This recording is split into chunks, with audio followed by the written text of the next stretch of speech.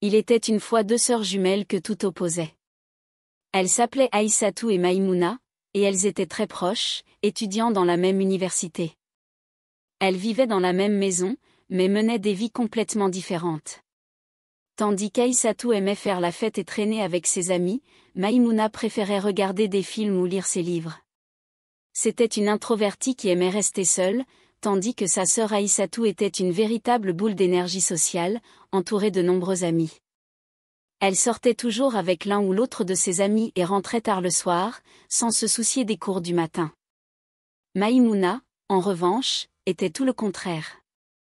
Au lieu de sortir avec sa sœur, elle préférait rester à la maison.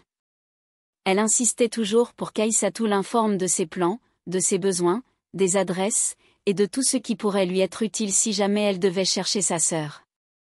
Malgré les longues heures de séparation, Maïmouna se sentait toujours proche de sa jumelle. Elle discutait de tout ce qui s'était passé dès qu'Aïssatou rentrait. Un jour, Aïssatou appela sa sœur pour lui dire qu'elle allait à une fête. « Je rentrerai tard ce soir », dit-elle à Maïmouna, qui exigea de connaître l'adresse exacte. Aïssatou, fidèle à son côté taquin, se moqua gentiment de sa sœur pour son sérieux. Elle promit de lui envoyer l'adresse, puis raccrocha. Fatiguée par les cours de la journée, Maïmouna décida de faire une sieste. Elle devait se réveiller quelques heures plus tard pour étudier, car ses examens approchaient.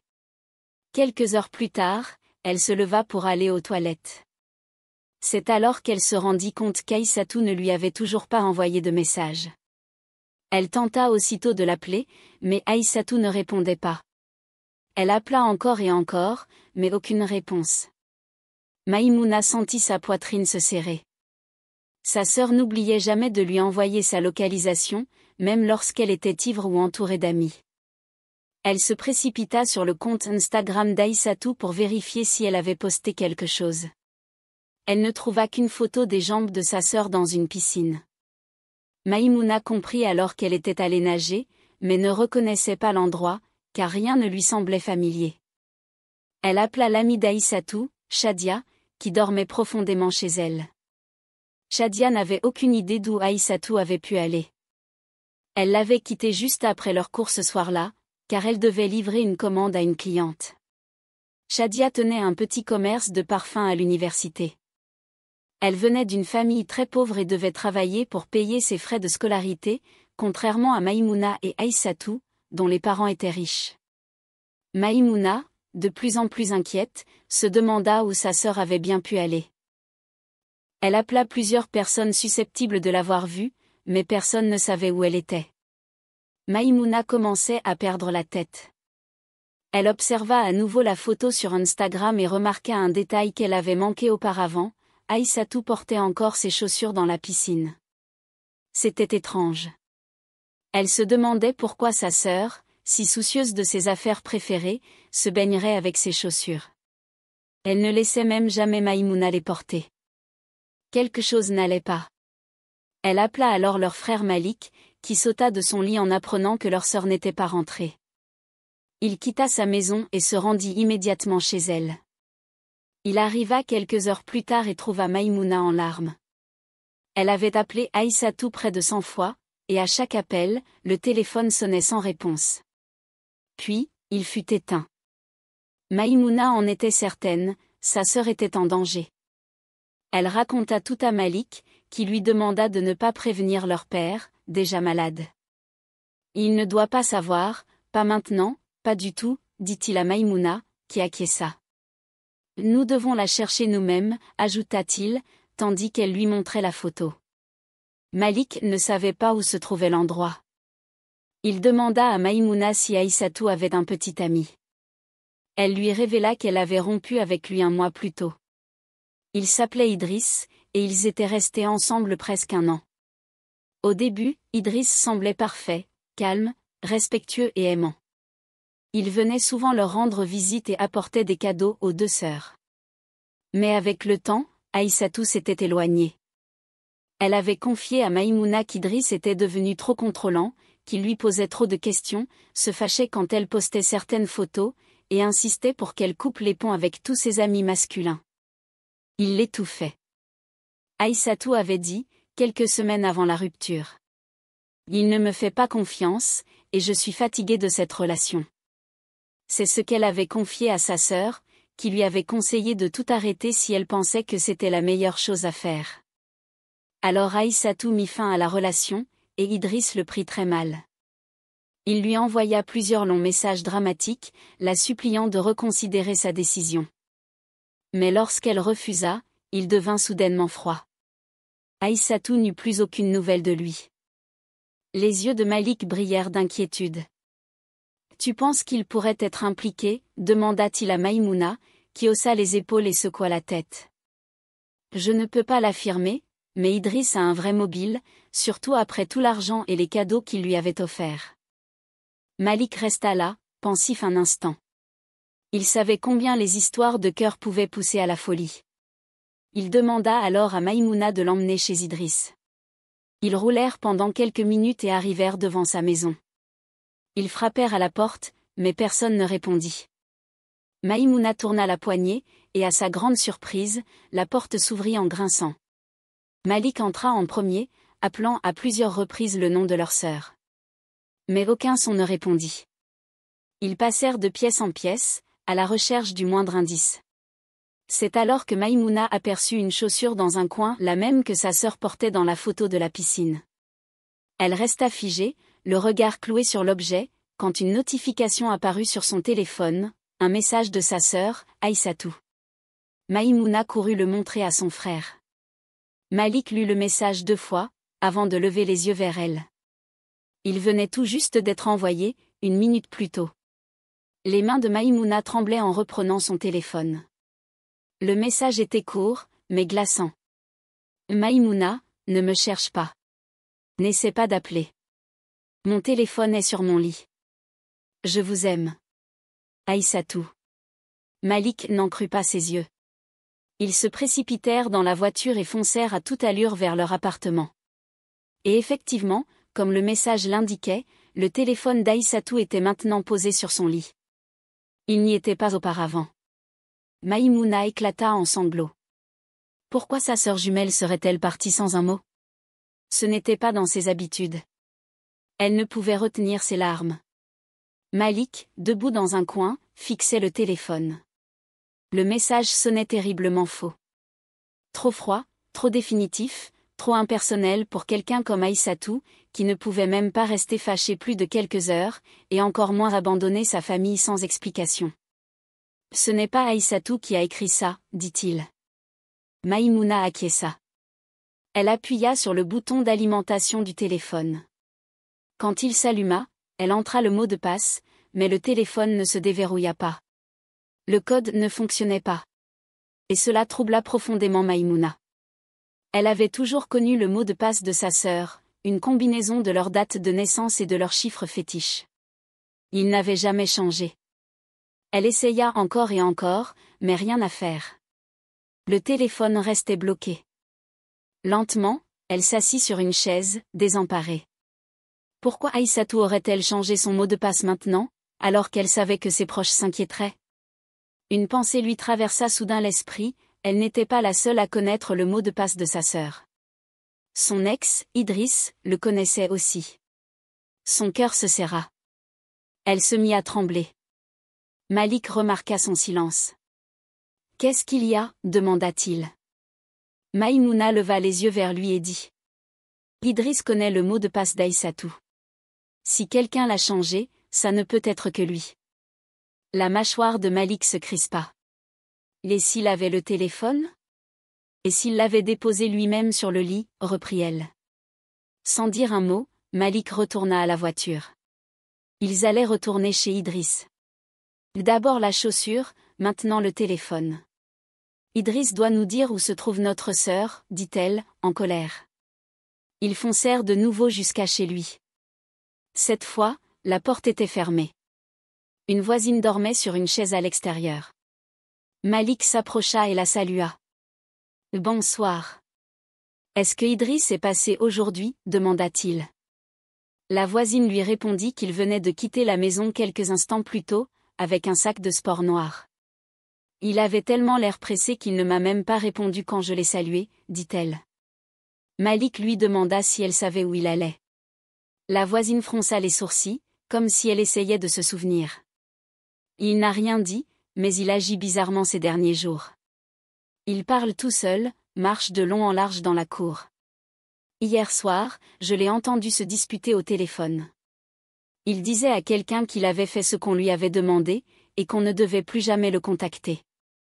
Maïmouna échangea un regard inquiet avec son frère. Idriss cachait quelque chose. La chaussure.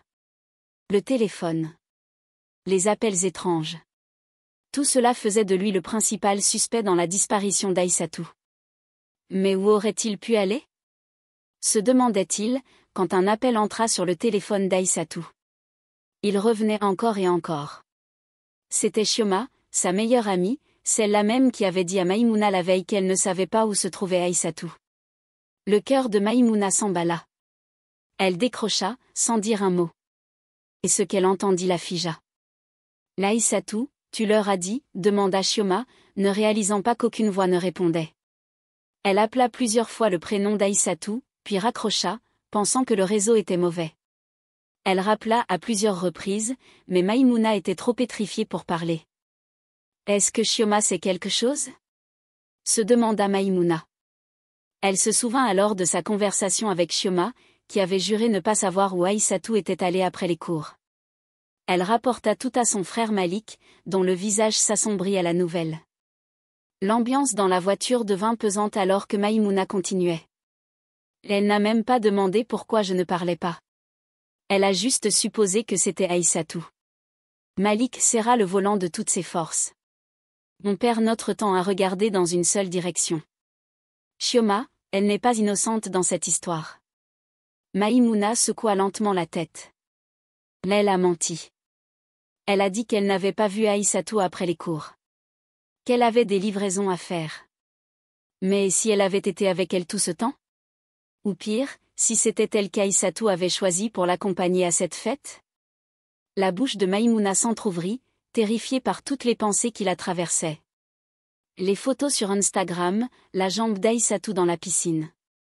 Ce n'est pas son style habituel de filtre. Je connais ses filtres. Elle utilise toujours Honey Vintage. Cette fois, c'était Saphir Mist.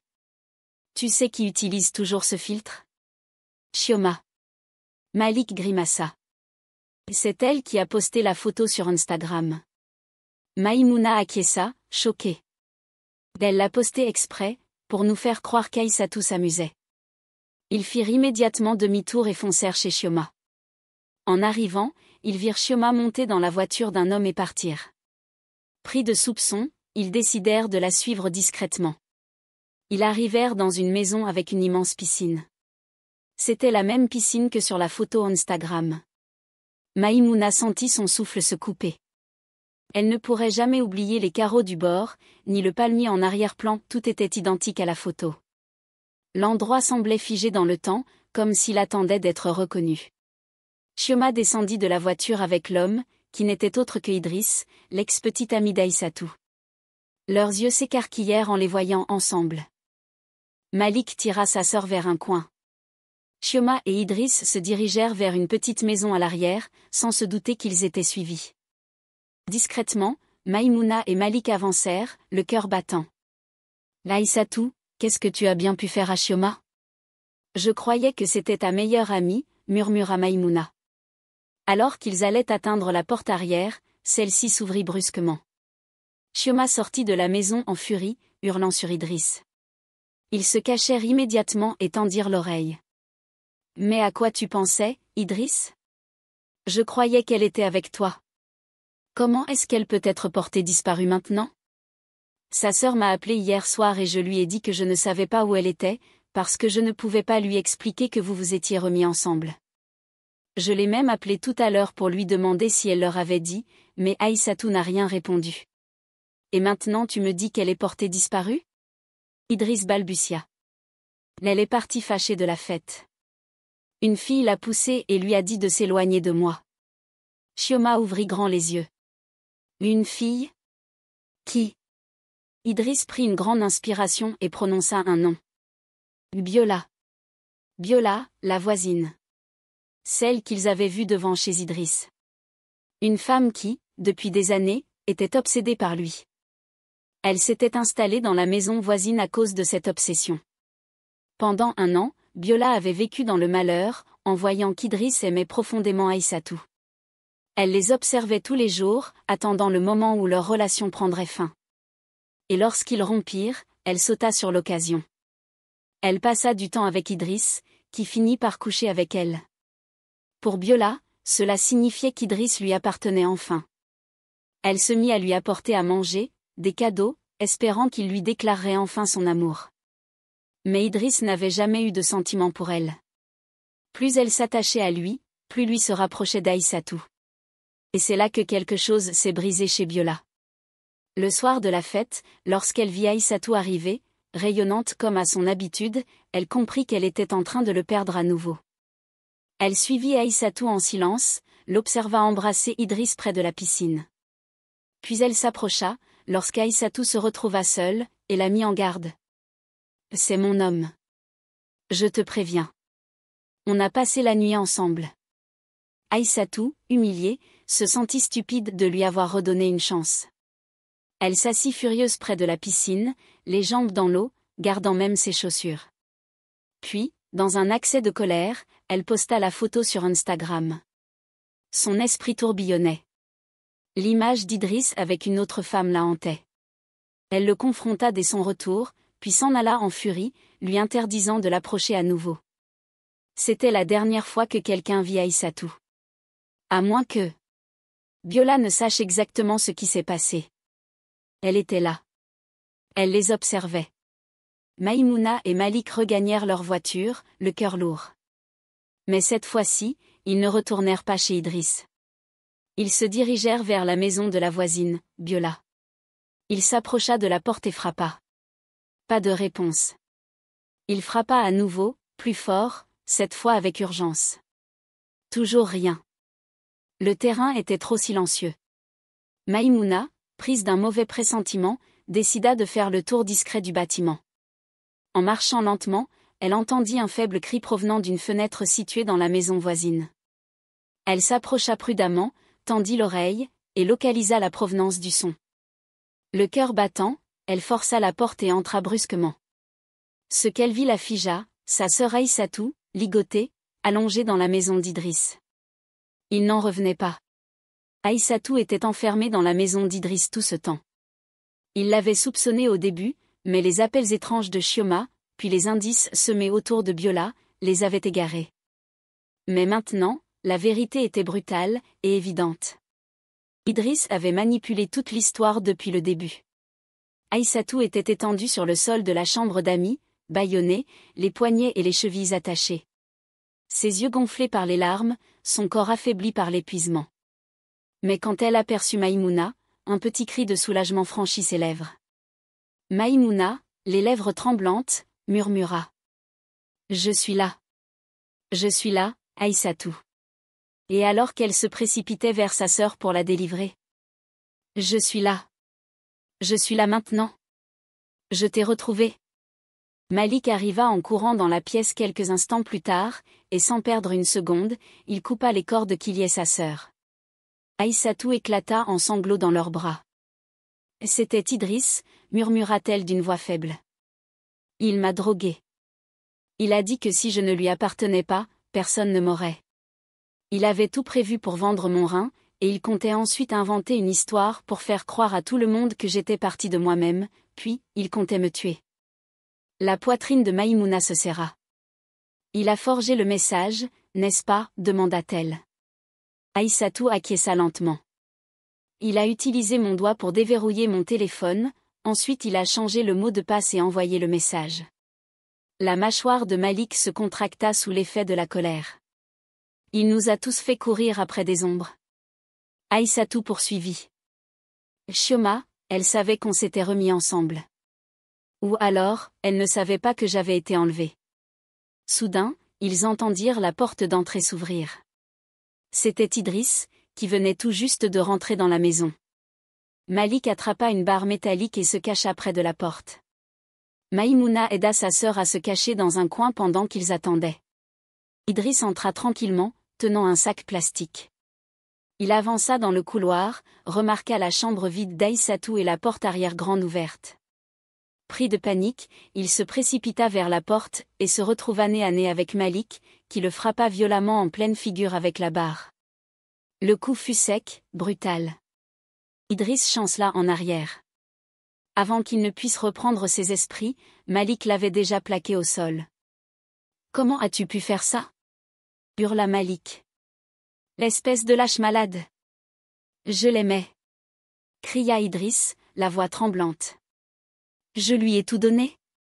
Mais elle a quand même choisi de partir. On ne possède pas la personne qu'on aime. » lui répondit Malik, furieux. Maïmouna, pendant ce temps, traîna Aïssatou hors de la pièce, juste au moment où la police arrivait et encerclait la maison. Idriss fut arrêté, et Aïssatou, reconnaissante, remercia du fond du cœur sa sœur jumelle et son frère de ne jamais avoir abandonné. Elle aurait pu mourir, si ce n'était grâce à leur détermination et leur persévérance. Elle comprit alors qu'elle ne devait plus jamais garder ses déplacements secrets vis-à-vis de sa sœur. La leçon à retenir de cette histoire, c'est que peu importe les différences entre deux personnes, même des sœurs jumelles, la confiance, la communication et la vigilance sont essentielles. Aïssatou réalisa, mais trop tard, qu'une seule décision irréfléchie peut tout faire basculer. Dans un monde où le danger peut se cacher derrière un visage familier, il est vital de garder ses proches informés et de ne jamais prendre la sécurité à la légère. La famille, ce n'est pas seulement une question de sang, mais d'amour, de présence, d'attention, et de loyauté. Et comme l'ont prouvé Maïmouna et Malik, c'est l'amour, la fidélité et l'intuition qui ont fini par la sauver. J'espère que cette histoire vous a plu.